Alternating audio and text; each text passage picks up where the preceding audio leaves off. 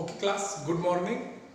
तो आज सवेरे वाली जो क्लास हुई थी तो नेटवर्क इशू से उसमें हम लोग स्क्रीन शेयर नहीं कर पाए थे और जो हम लोगों ने पढ़ा था उसको हम लोगों ने टीम से पढ़ा था। तो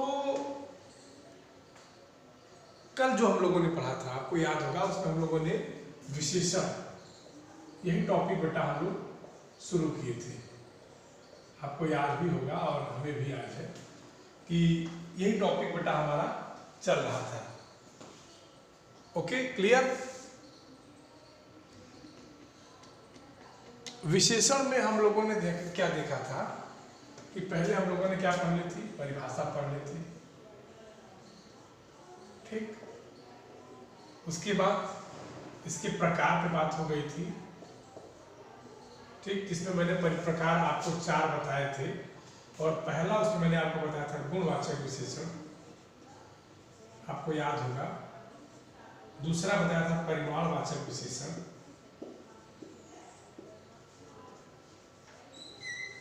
ठीक। तीसरा मैंने आपको बताया था संख्यावाचक विशेषण।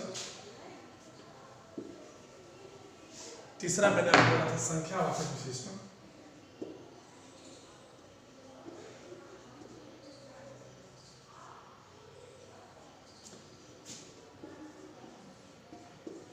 ठीक। और जो चौथा मैंने आपको बताया था वो बताया था संकेतवाचक।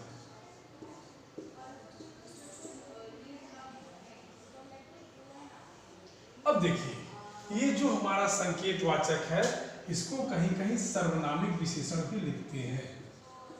क्या लिखते हैं? सर्वनामिक विशेषण। तो आप ये ध्यान दीजिएगा कि कभी भी सर्वनामिक विशेषण में या किसी अन्य विशेषण या संकेतवाचक विशेषण में कभी भी आप कंफ्यूज नहीं होंगे। ये आपको ध्यान देने की बेटा बहुत ज़रूरत है।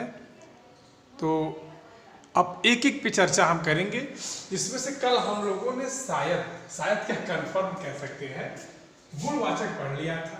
परिभाषा आपको मैंने बताई थी कि संज्ञा या सर्वनाम के शब्द, संज्ञा या सर्वनाम की विशेषता बताने वाले,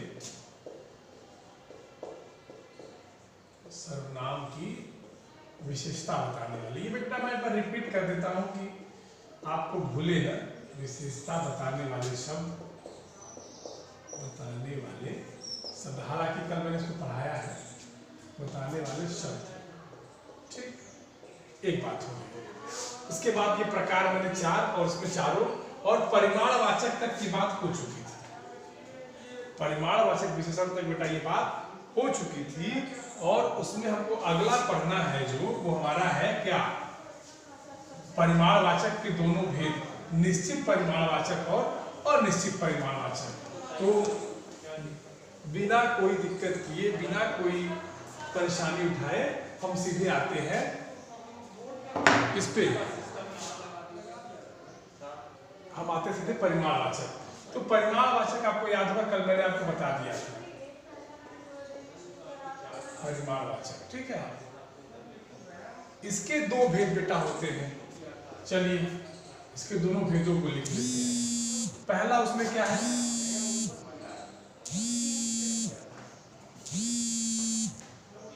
पहला उसमें बेटा है आपका निश्चित परिमाणवाचक, ठीक।